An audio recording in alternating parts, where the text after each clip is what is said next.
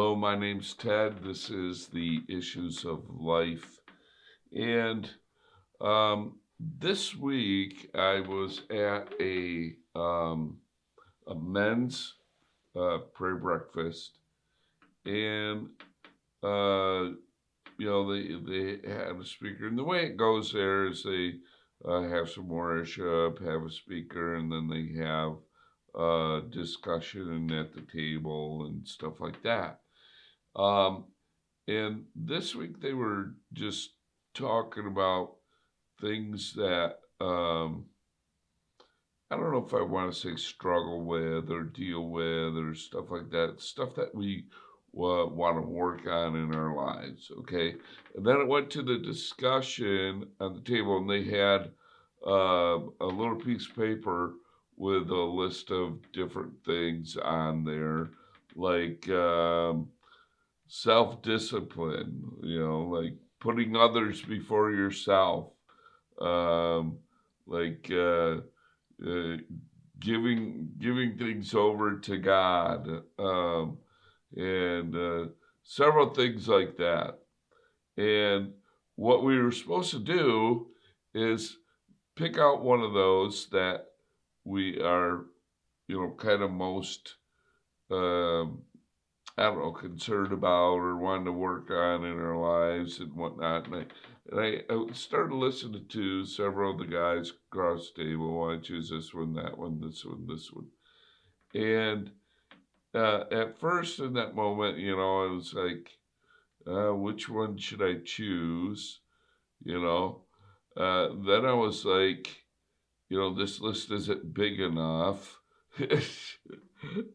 And all this stuff is kind of going through my head as I'm waiting for my turn. And then God reminded me of this moment years and years ago when I was a missionary in Mexico. And um, and up here in the U.S., every year our church would have a leadership conference, and I started to go to those. And I remember being in one session, it was talking about characteristics of a leader. And it had like 10 or 12 characteristics of a leader. I can't remember how many there were. But I do remember that I had none. I had zero characteristics of a leader. So then I was like kind of bummed out about that. And I was like, what am I doing here? And then I go, I should buy a few books. And they were selling some books on leadership by a very well known author and teacher on leadership.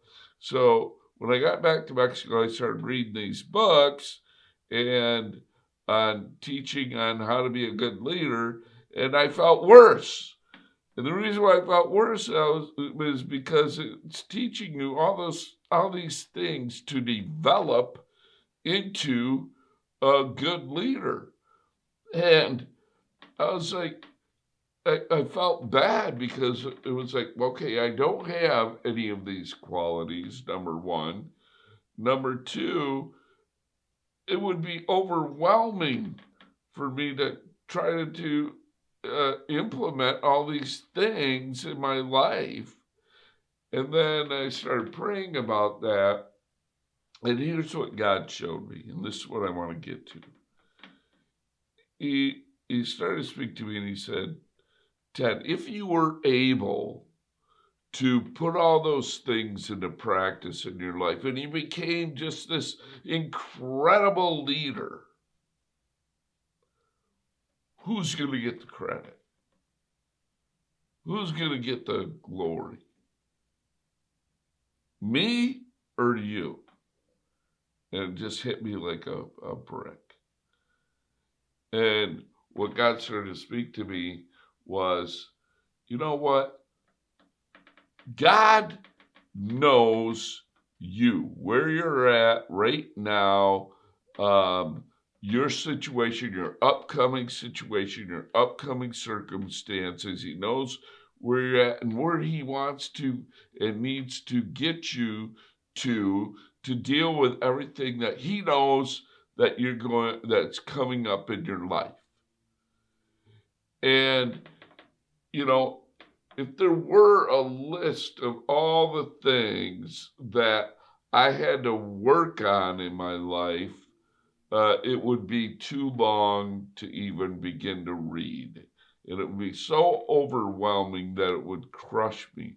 But God knows exactly what we need for today and for what He wants to do in and through us today. That's why we talk about in the Lord's Prayer, give us this day our daily bread.